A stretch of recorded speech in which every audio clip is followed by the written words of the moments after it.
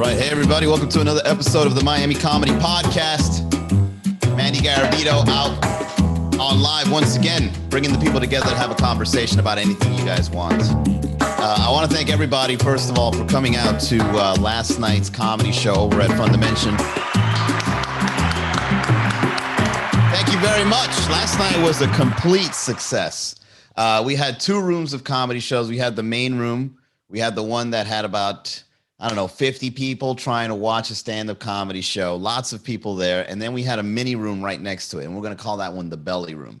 Now, what's the big difference between, other than size, of course, between the main room and the belly room? Well, the belly room is a little more sensitive. No, wait, that's the topic for today.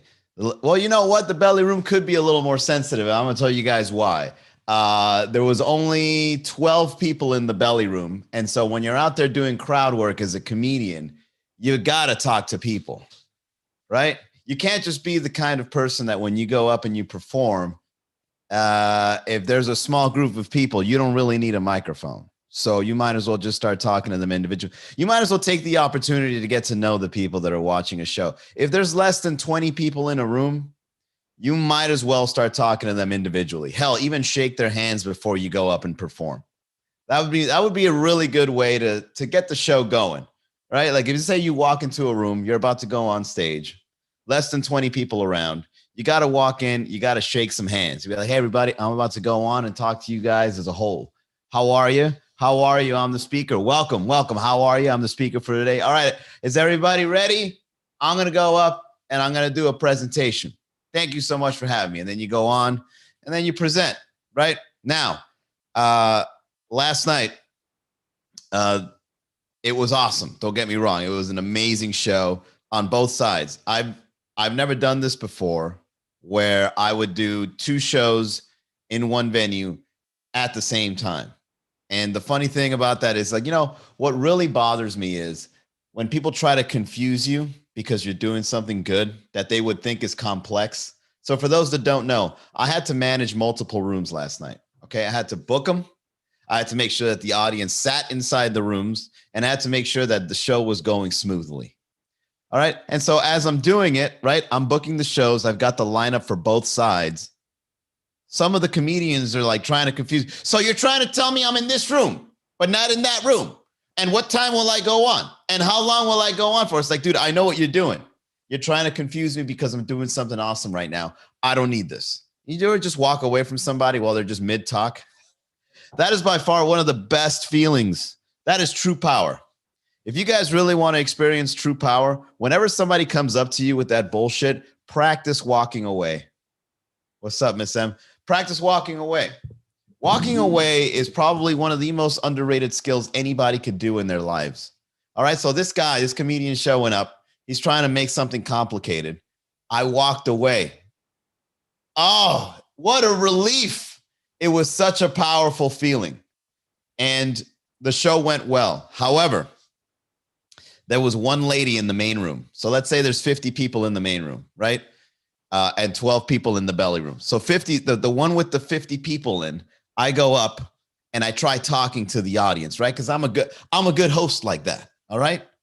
And then what I do is when I go on and I go, are you guys ready to laugh? Right? That's how I always started off. Are you guys ready to laugh? Are you guys ready to have fun? Make some noise, right? And everybody's there cheering and everybody's going, yeah, we're ready to have a good time. And I look at this lady in the face, and this lady is looking at me with this death stare. Like this stare as if like, look at me. Don't look at everybody else giving you positive reinforcement. All right. I don't care if the whole room is applauding.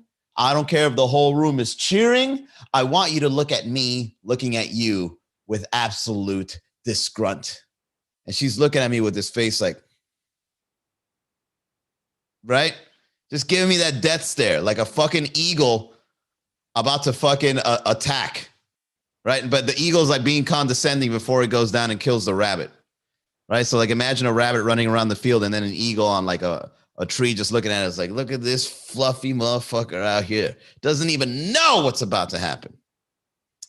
Hello from Manhattan. What's up, Mon Cherie? So I look at this lady And that's the thing about comedians, man. I guess we're just so sensitive when it comes to feedback that if someone doesn't give us the feedback we want, we got to call them out. It's just how we are, you know? We just, and sometimes it could be one of the funniest things ever if you call somebody out in the audience, but it could also, you could dig a hole for yourself, you know? So I look at this lady and I go, what's the matter, lady? You don't, I could have easily avoided the situation, but I handled it fairly well. I look at this lady and I go, what's the matter? You're not going to enjoy the show? She's like, I don't even know what the fuck I'm doing here for. Why did I pay tickets to come here? And I go, I don't know. Why did you pay tickets to come here? So this lady, she just wanted to argue for the sake of argument. Like, I just want to argue. It's Friday. I want to ruin the show for everybody. You could just clearly tell this lady just wanted to be negative for no reason. Okay. So I'm looking at this lady and I go, well, what are you upset about? It's like, because I don't know why I paid tickets to be here. It's like, all right, well, why did you pay tickets to be here? And all she had was like shrugs. She was like,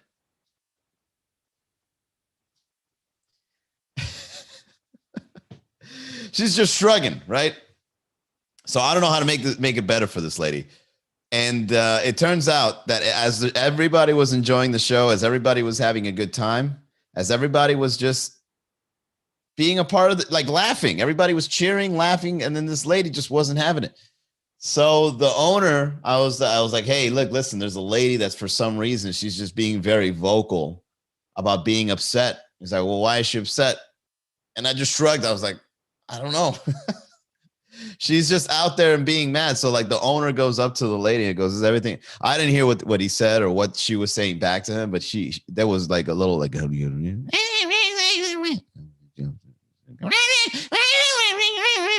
like that, like, you know, like, and so the owner walks away and then I didn't speak to him. He just left the room. And then the guy comes back. The owner comes back with a fucking bottle on ice in a bucket. And she got a free fucking bottle.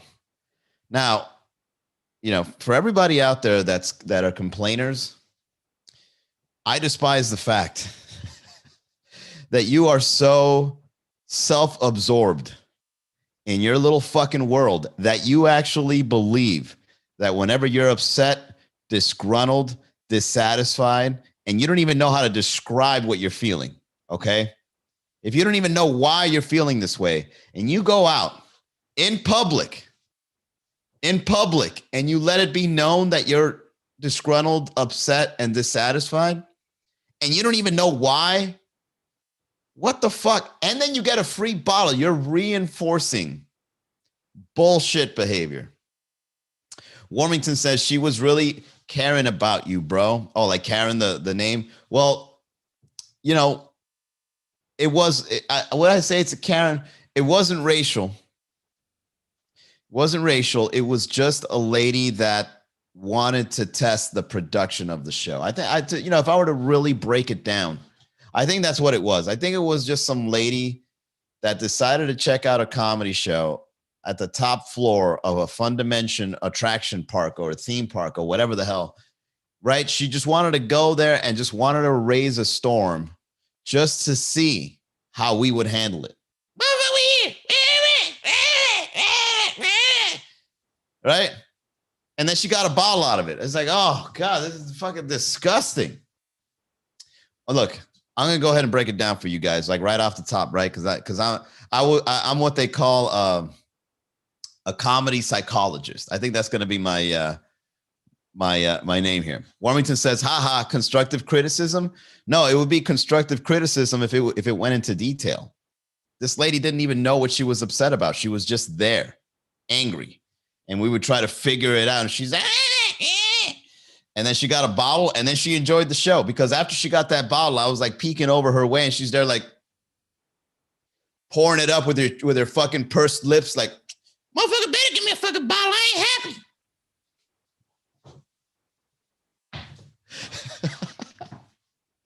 Right? It's almost like she did it on purpose. Like she was just like, let me see if I can get some for free.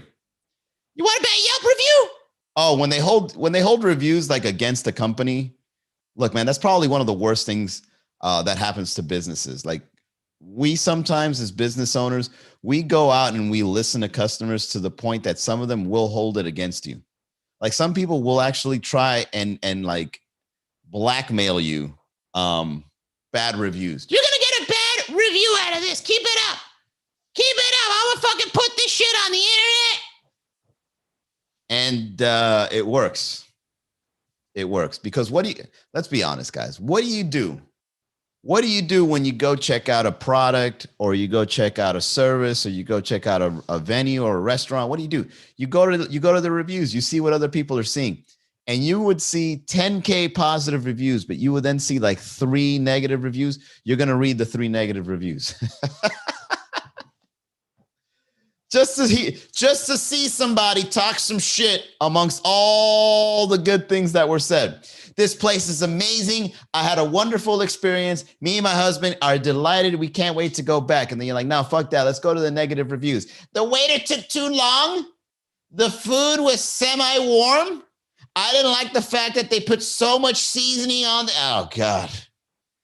Wow. Imagine being so vocal amongst all the people that are enjoying themselves. I think the only way you should ever put a bad review is if everybody else is leaving a bad review. Okay? Because, most of the time when you put a bad review, it was an isolated incident. Okay?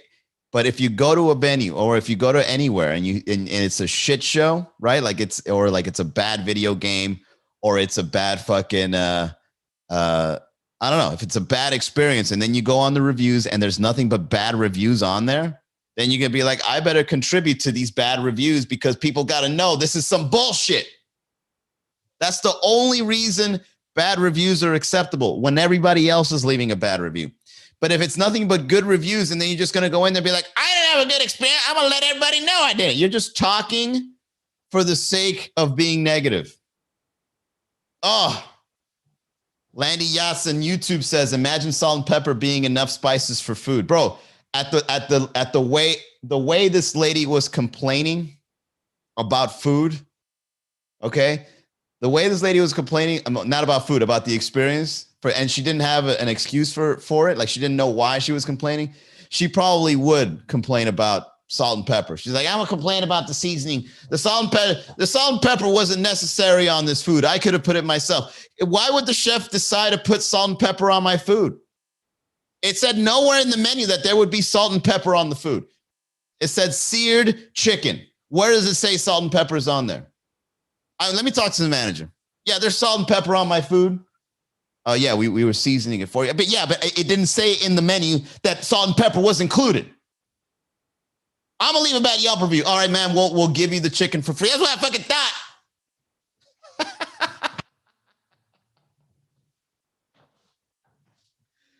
Oh, God, those are the worst. All right, let's get to the reads, everybody.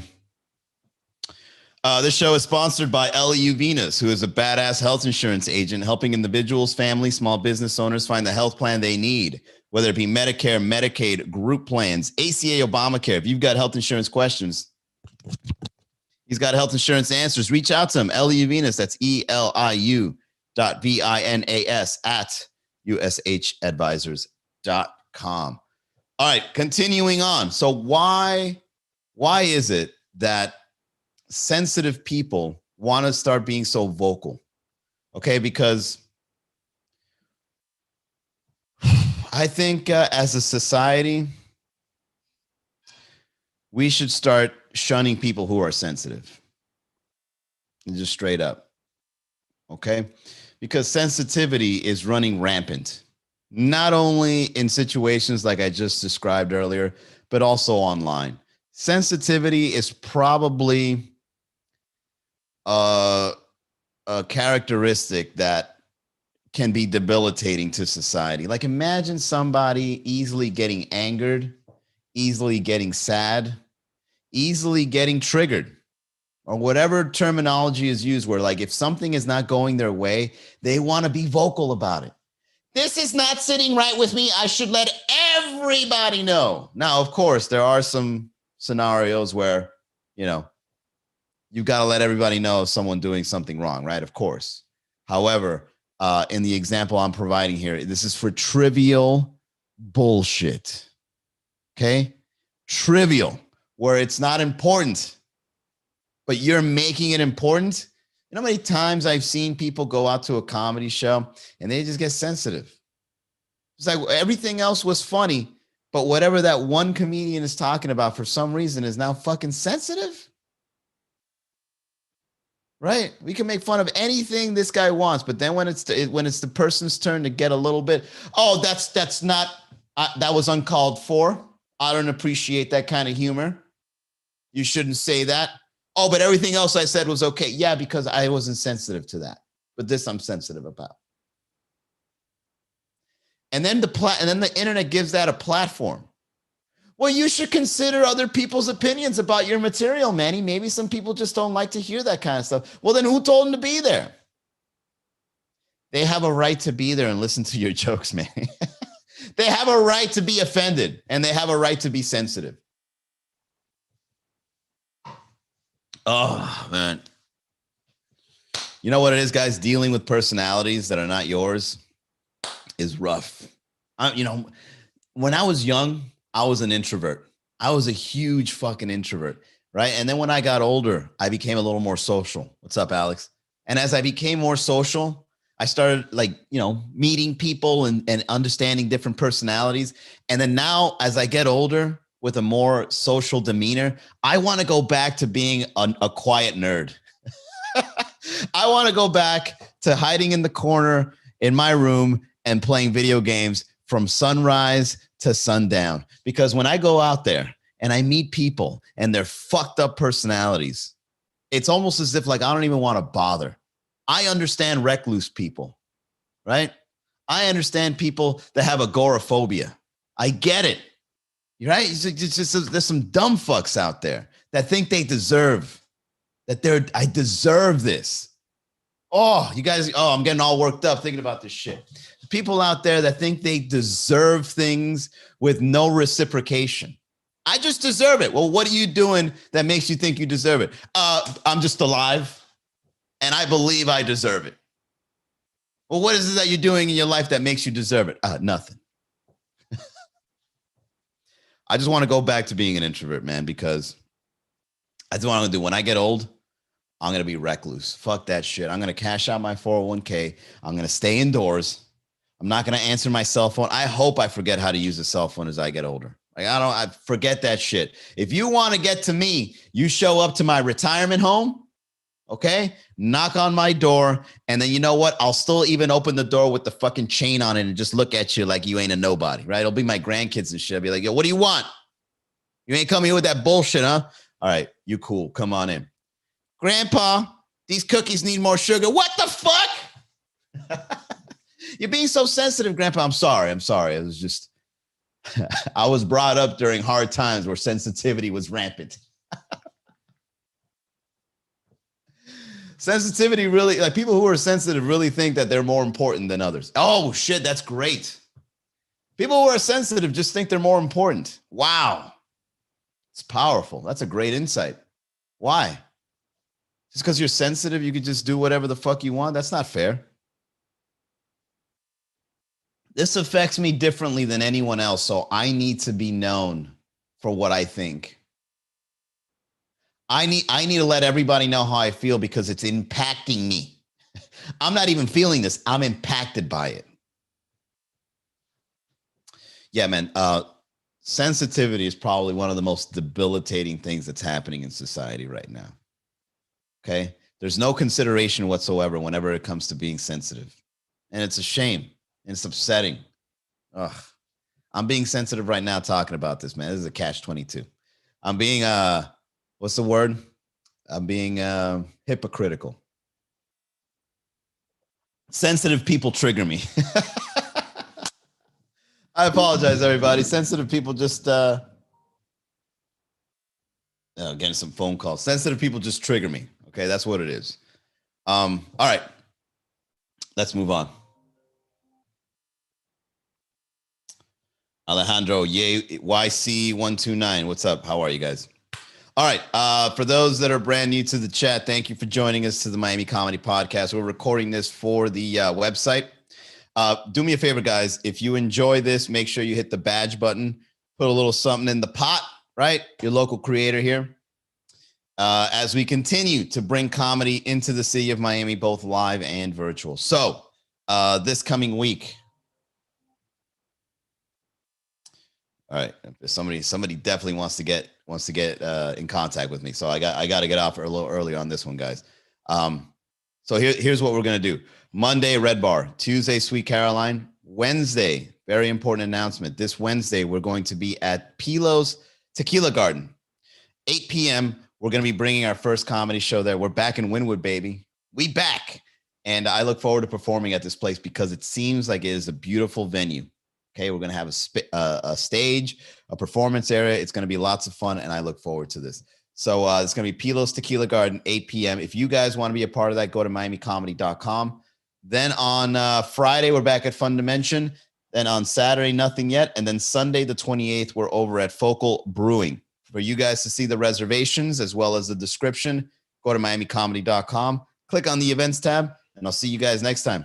Have a good night.